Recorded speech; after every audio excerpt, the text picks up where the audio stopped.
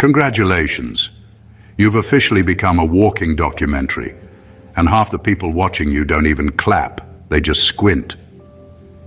You made it. Maybe you're not at your final form yet, but you crossed a line most people never reach. Visible, undeniable progress. Studies have shown that when someone in a group breaks through to a higher level of success, the people around them often react with a mix of admiration, confusion, and low-key resentment.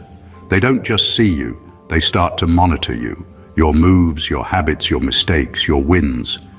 You stopped being one of us trying and quietly became one of them who did it. And that's where things get interesting. Because right now, whether you notice it or not, you're under observation. Former classmates lurking on your stories, old co-workers replaying your journey like, wait, how did they suddenly get there? Relatives pretending not to care but secretly asking around about you. Even people who never supported you are now studying you like a rare species. How did you survive what should have broken you? They might not like you, but they definitely take notes. You didn't just upgrade your lifestyle, you accidentally upgraded into a case study. The same people who once dismissed your dreams as unrealistic are now zooming in on your life like analysts, trying to figure out what they missed. They'll call you lucky, chosen, favored, everything except what you actually are. Someone who decided not to stay where life dropped you. That's what's unsettling about you. It's not the car, the house, the peace, or the glow-up.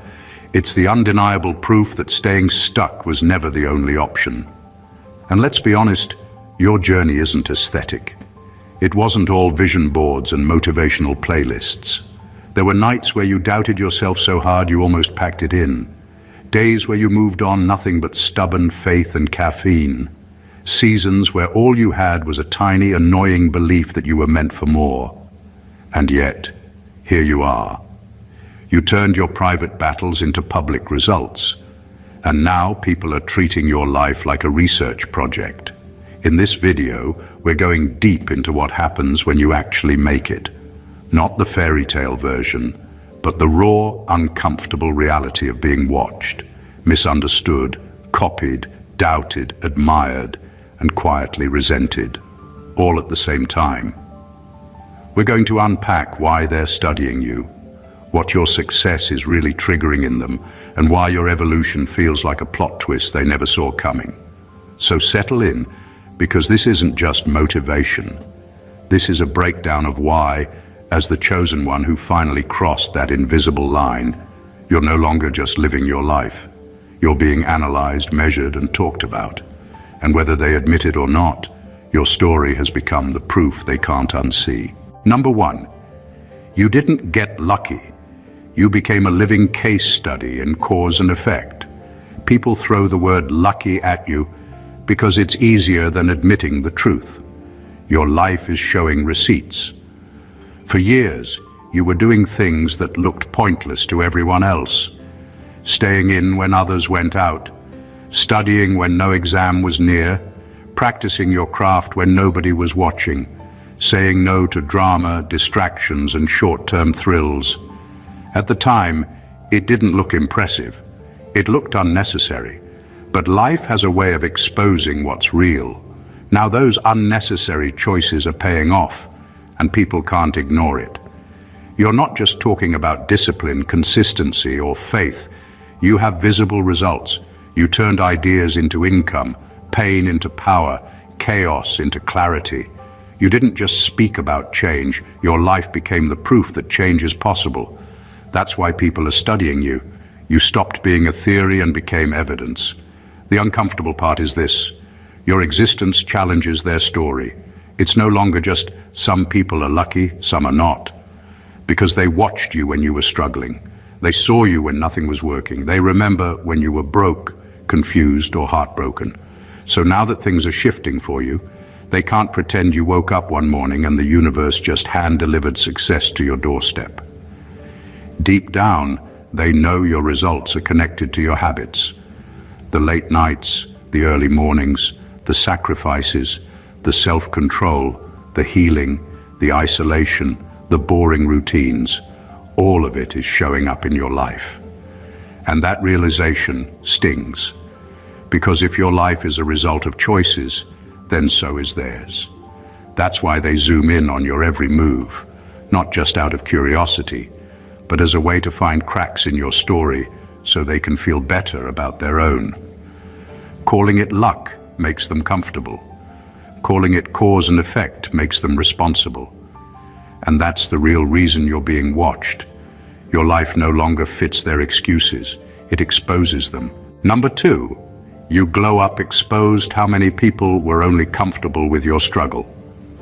Some people were perfectly fine with you as long as you were still trying. They liked you better when you were tired, unsure, a little broken, and always talking about what you hoped to become. You were safe that way. You were relatable. You were predictable. The moment your life started changing for real, the atmosphere around you changed too. Suddenly the same people who once said, "I'm so happy for you," started sounding different. The compliments came with a sting. The jokes became backhanded. The energy in the room shifted from, "We're rooting for you," to, "Who do you think you are now?" They'll never say it out loud, but your progress crossed an invisible line they never admitted existed. You were supposed to stay at a level that made them feel comfortable, not surpass it. Your glow-up exposed something uncomfortable. A lot of people were attached to your struggle, not your success. They liked being the one you ran to for advice, help, or emotional support. They liked feeling slightly ahead, slightly more stable, slightly more together than you. Then, slowly, things flipped. You healed more, you earned more, you matured more, you started making moves they never expected you to make. And now, being around you doesn't make them feel powerful anymore. It makes them feel behind. This is why some people who were loud when you were suffering are quiet now that you're winning. There are friends who cheered for the broken version of you, but feel threatened by the upgraded version. There are relatives who loved telling your struggle story, but don't know how to handle your success story. Your glow-up took away their favorite narrative about you. And here's the brutal truth. Some people didn't just want you to win. They wanted you to win a little, just not more than them. As long as you were reachable, dependent, or still visibly struggling, they were supportive. Now that you're becoming self-sufficient and harder to control, they've switched from supporting you to studying you. Not to learn, but to find something wrong with where you've arrived. Number 3, you became the mirror they can't escape from. When you started leveling up, people didn't just notice your success. They noticed themselves. They began seeing what they could have been if they had shown the same discipline, the same patience, the same focus. Your life turned into a reflection of their own choices, or lack of them. And that's uncomfortable. Nobody likes a mirror that refuses to lie, and that's exactly what you became. Every time they look at you, they're forced to confront the reality they've been avoiding, the habits they ignored, the opportunities they wasted, the excuses they repeated. They're all there, staring back at them in high definition. It's easier for most people to pretend your results were flukes, luck, or privilege than to admit that they could have achieved something similar if they had made the same hard choices. Your progress is silently judging them, and they feel it. That's why some of the attention you get feels strange. It's not admiration, it's analysis, jealousy, and comparison all mixed together. They dissect your life, trying to find shortcuts you didn't take or mistakes you might have made, hoping that if they can identify flaws in you, they can escape the uncomfortable truth your example exposes. They want to feel like you're human, like your success isn't so perfect. Because if it is, then it forces them to acknowledge their own stagnation. You've become dangerous not because of what you do, but because of what your existence highlights in others. You aren't responsible for their insecurities, their unfulfilled dreams, or their excuses, but simply by being consistent, determined, and resilient, you've made them face their own reflection. And most people avoid that mirror at all costs, Being that mirror comes with quiet power. It shifts dynamics without you saying a word. People can't manipulate or diminish you without confronting the truth that you've surpassed what they believed was possible.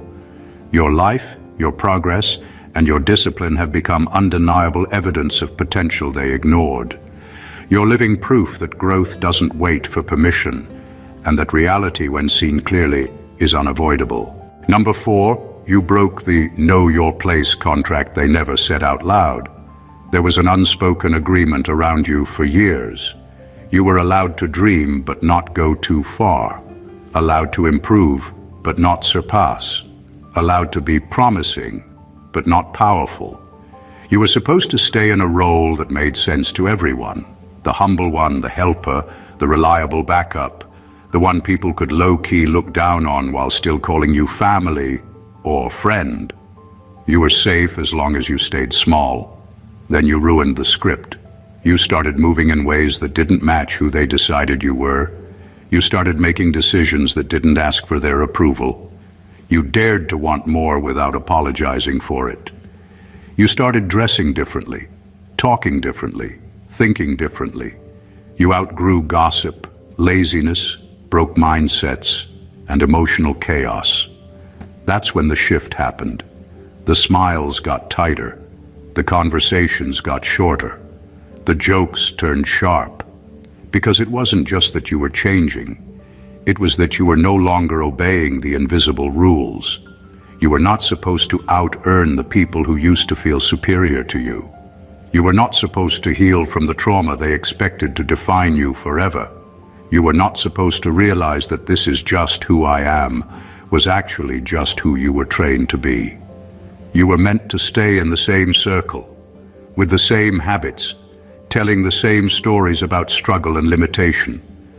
Instead, you started writing a new story where you win, not just survive.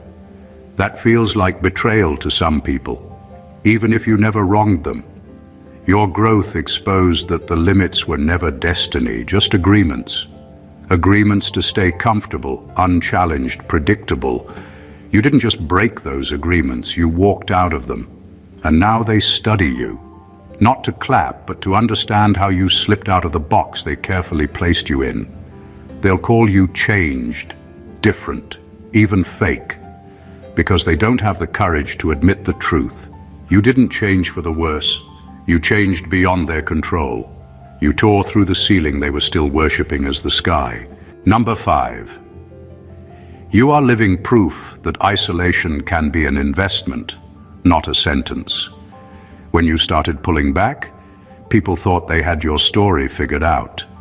They whispered that you'd given up, that life had broken you, that you'd gone quiet because you couldn't keep up. You stopped showing up to every hangout. You weren't always in the group chat. You weren't available for every call or every crisis. To them, it looked like a fall-off. To you, it was a pullback. They saw distance. You knew it was construction. You chose silence over noise, depth over distraction. While they were chasing validation, scrolling for hours, and filling every empty moment with entertainment, you were sitting alone with your thoughts, your pain, your plans. You faced your patterns without running. You studied your flaws without sugarcoating them. You worked on your craft when nobody was clapping and fixed parts of yourself no one ever apologized for breaking. That wasn't punishment. That was investment. The truth is, most people are terrified of being alone with themselves, so they label solitude as sadness or failure. That's why they needed your isolation to mean you were losing. It made them feel better about staying busy, but not productive, surrounded but still empty. But now, your life is exposing the difference. You didn't disappear and die. You disappeared and developed. You didn't go missing, you went private. Now you're back in spaces you outgrew, and it's obvious something changed. Your energy is heavier in the best way. You speak with more clarity. You move with more intention. You don't react like you used to. What drains others doesn't move you the same. You're calmer, sharper, more focused. Things that once triggered you now bore you.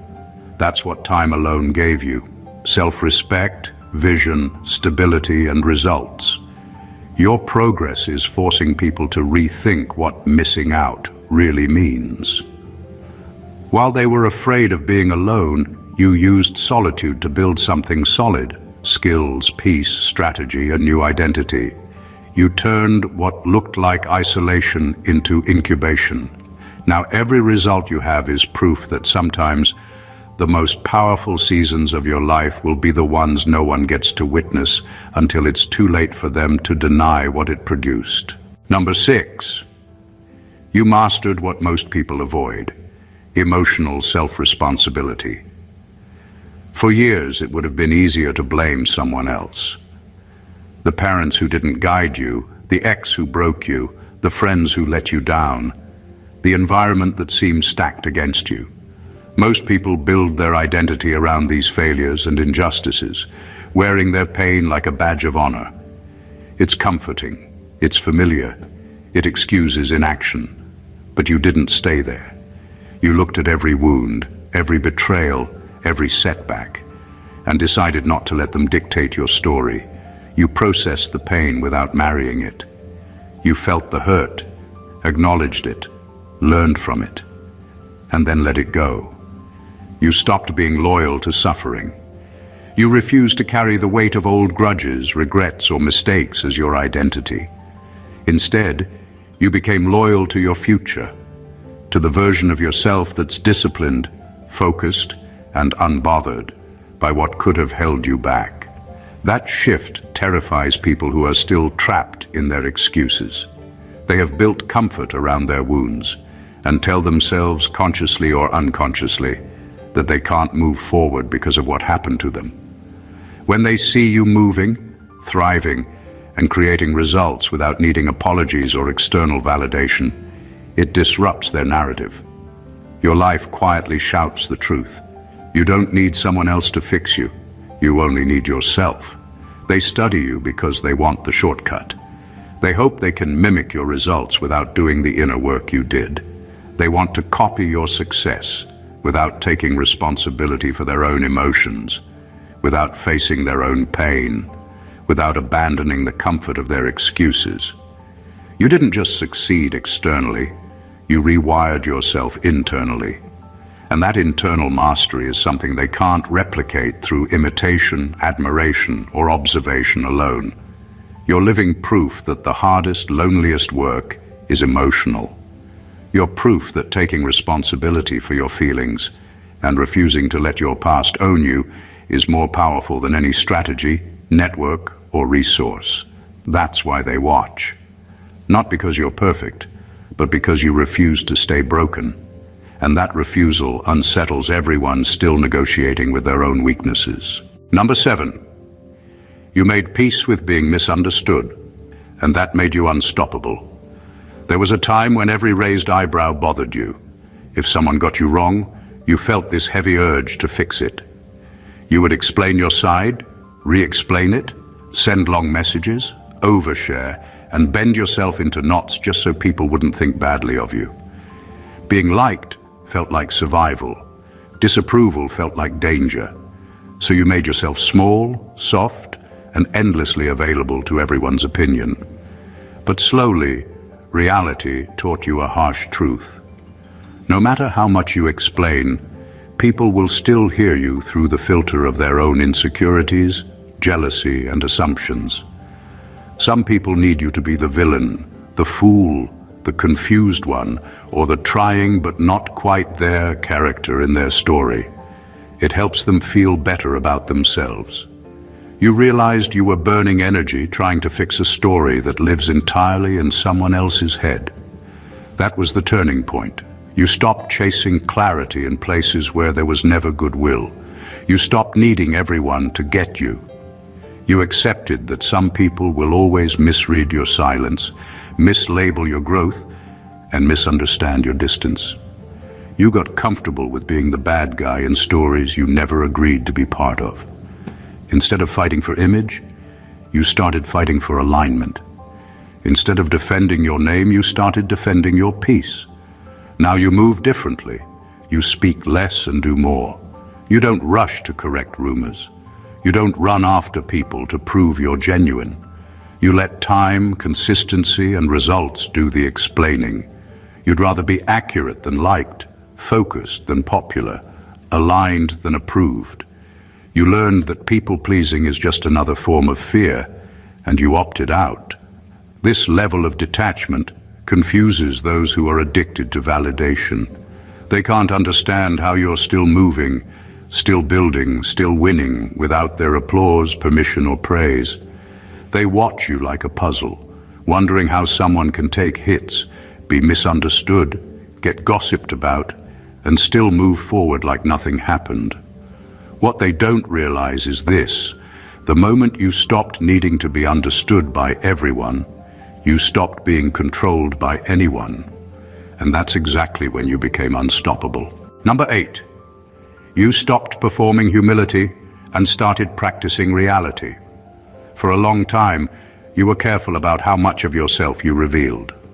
You downplayed victories, muted your achievements, and whispered your ambitions because it was easier for others to digest. You pretended to be the same person you were years ago, even when growth had clearly reshaped you.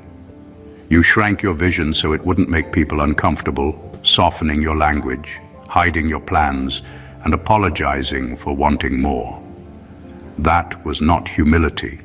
It was fear dressed up as politeness. At some point, you realized that performing humility only served other people's comfort, not your progress. It kept you contained in a box they could understand, measured, and control. The world expects greatness to always come wrapped in self-doubt, uncertainty, or the "I'm not really that good" act. And when someone steps outside that mold, it unsettles them. People prefer quiet mediocrity over loud, unapologetic competence because it's easier to relate to, easier to feel superior over, easier to digest. You chose differently. You started speaking accurately about your life, your accomplishments, and your vision. You didn't inflate or boast unnecessarily, but you stopped hiding either. You embraced the truth of your own journey, where you started, what you've overcome, and how far you're willing to go. You stopped softening your reality to protect other people's egos. You learned that being honest about your progress is not arrogance, it's ownership. That shift makes people uncomfortable because they are used to greatness being wrapped in apologies, small talk, or constant self-deprecation. You refuse to dilute yourself to make others feel at ease. You refuse to be contained. You refuse to lie about how capable, disciplined, and determined you've become. Choosing accuracy over modesty isn't about seeking validation. It's about refusing to dim your light so someone else can stay comfortable. And in doing so, you've moved from performing humility to practicing reality. And that makes you quietly, unshakably formidable. Number 9. You quietly broke generational programming without needing anyone's permission. You didn't schedule a family meeting. You didn't make a long post announcing a new era. You didn't argue with every elder or try to convince everyone to see life the way you do. You just started moving differently. While others were repeating the same cycles with new faces and new excuses, you paused, looked at the patterns, and made a decision. This ends with me. You saw how certain normal behaviors were not normal at all. They were just familiar. The constant shouting, the emotional blackmail, the cheating everyone laughed off, the poverty mindset disguised as humility, the silence around abuse, the way love was expressed through control, fear, or manipulation, the way people would rather protect the family image than the family members. You realized you were raised inside a script that nobody ever questioned, and you chose not to pass that script down. Instead of blindly copying what you saw, you began to ask hard questions. Why do we treat each other like this? Why is suffering romanticized? Why is emotional neglect brushed off as that's just how they are? Why is rest seen as laziness, but overworking yourself to death is praised? Those questions were your scissors, With every answer that didn't make sense, you cut another thread, tying you to the old way. You chose healing over repeating. You went to therapy or learned how to self-reflect. You started setting boundaries, even when people called you disrespectful. You stopped entertaining drama just because we're family. You allowed yourself to feel and express emotions that were always suppressed. You learned to apologize, to listen, to communicate without attacking. You started building a life where peace wasn't a visitor. It was the standard. You also chose progress over culture when they clashed.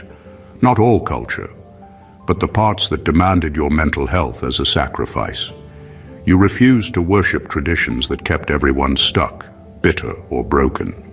You honored your roots without letting them chain you. You showed with your life that this is how we've always done it is not a good enough reason to keep suffering the way previous generations did. That's why you're being studied now. You didn't just change your clothes or your location. You changed your programming. You walked away from inherited chaos and built something healthier without waiting for anyone to clap or agree.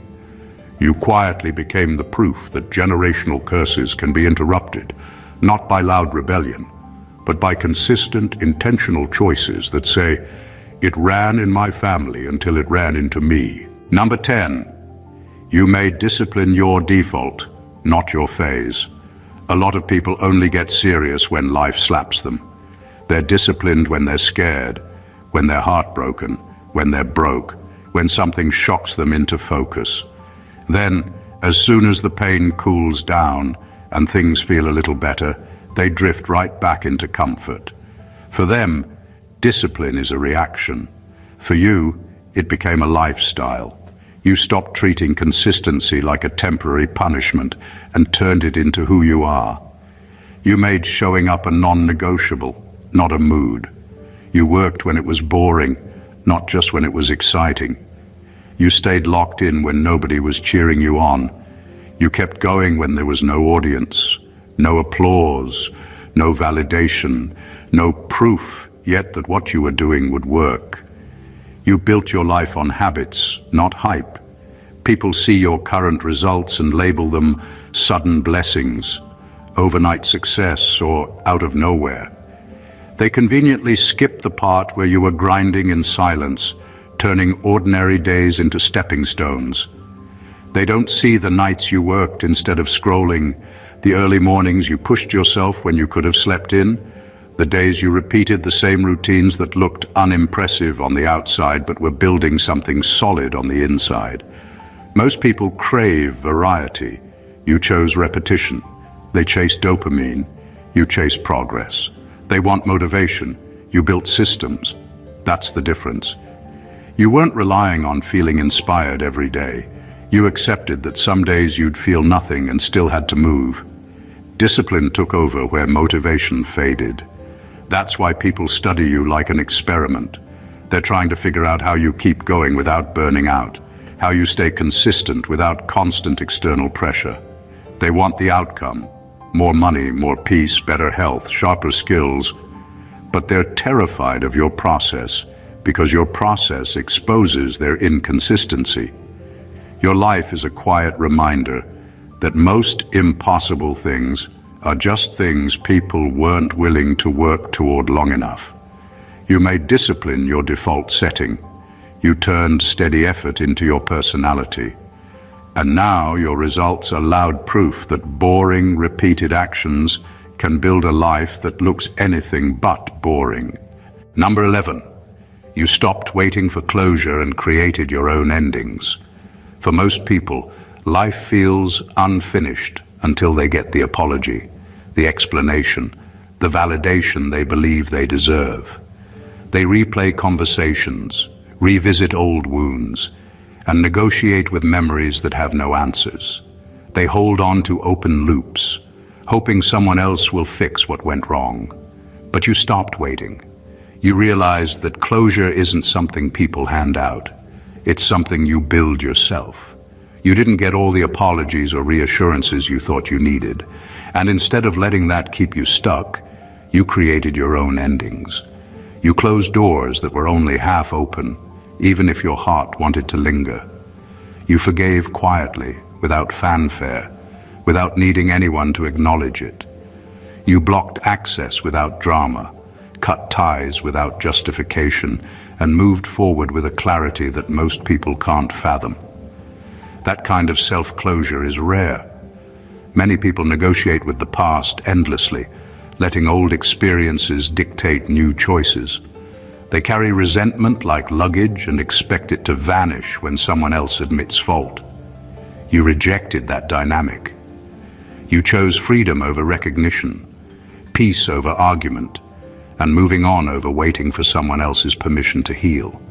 Because of this, people are studying you. They notice how you navigate life without asking anyone to validate your decisions or repair your history. They watch in disbelief as you progress, while others remain emotionally stuck. You've shown that you can honor the past without letting it control your present, and that's a lesson most people never fully learn. Your ability to end cycles on your own terms proves a powerful truth. The most important permission to move on comes from within. You didn't wait for approval, acknowledgement, or closure. You created it for yourself. And that independence, that quiet self-sovereignty, is what makes you both unstoppable and impossible to fully understand. Number 12, you became dangerous the moment you realized you're not replaceable in your own life. There was a time when you treated yourself like a side character in your own story. You showed up for everyone else first and for yourself last. You said yes when you were exhausted, available when you were drained, present for their crises while neglecting your own needs. You poured and poured until there was almost nothing left in you, then blamed yourself for feeling empty. Deep down, you believed that being needed was the same as being valued, and that being chosen by others mattered more than choosing yourself. Then, something in you snapped, but in a good way. You woke up to a simple, uncomfortable truth. You are the only person who has to live inside your body, your mind, and your life every single day. Everyone else can leave. Everyone else can change their mind. Everyone else can get tired of you, outgrow you, or walk away. But you're here to stay. And once that clicked, you stopped treating yourself like an optional extra. You stopped begging to be chosen. You stopped auditioning for love, friendship, and acceptance. You stopped trying to prove your worth to people who were committed to misunderstanding you. Instead, you flipped the script. You started asking, do they deserve access to me? Do they pour back into me? Do they respect my time, my energy, my boundaries? You began choosing yourself, not in a selfish way, but in a sane way. That's when you became dangerous. Because now, people who were once comfortable taking you for granted don't know where they stand anymore. The version of you who tolerated disrespect, mixed signals, laziness, and half-love is gone. You enforce boundaries they never thought you'd have the courage to set. You say no without writing a 3-paragraph explanation.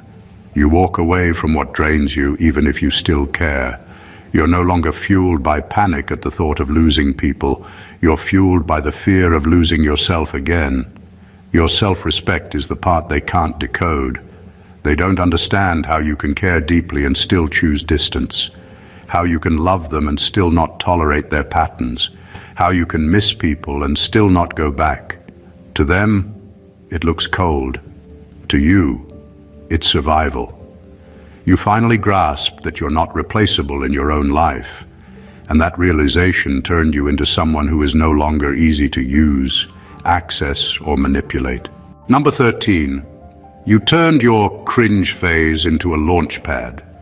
Every awkward attempt, every failed project, every time people rolled their eyes at you or laughed at your ideas, they were all part of your education, not your shame. While others were busy curating perfection, deleting mistakes, and pretending nothing ever went wrong, you treated every cringe moment as a stepping stone. You didn't erase them from your story. You studied them, learned from them, and used them as reference points for growth. You accepted that looking foolish is part of learning. That embarrassment is the cost of progress.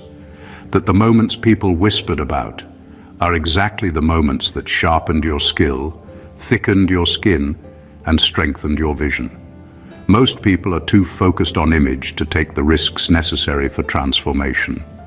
They obsess over appearing competent, polished, and flawless, and in doing so, they stay stuck in potential forever. You didn't stay stuck. You risked being laughed at, misunderstood, and misjudged repeatedly. You kept trying even when nobody got it, even when the room went silent, even when your own confidence wavered. You knew that progress was messy, loud, and uncomfortable, and that perfection is a lie invented to hold people back. You moved through discomfort instead of around it. That willingness to be seen trying, without an instant reward or recognition, separated you from everyone still stuck in fear. That's why people are studying you now. They watch you, dissecting your moves, looking for the magic shortcut you clearly didn't take. They don't realize that the cringe they mocked is the exact fuel that built your results. You passed them because you refused to let fear dictate your timeline. Your failures, your awkward experiments, your misunderstood attempts, they aren't scars, they're launchpads. And the people who can't handle that truth will keep studying you, trying to decode the courage and persistence they were never willing to show.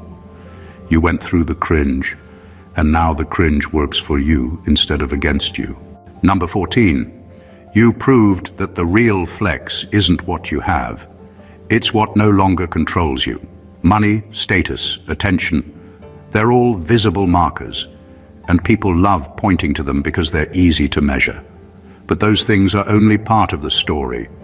The real power lies in the invisible shifts, the changes no one can buy, copy, or force. It's in the way you respond to life now, how you move through the world without letting your past fears dictate your every step. Anxiety that once dictated your choices no longer runs the show.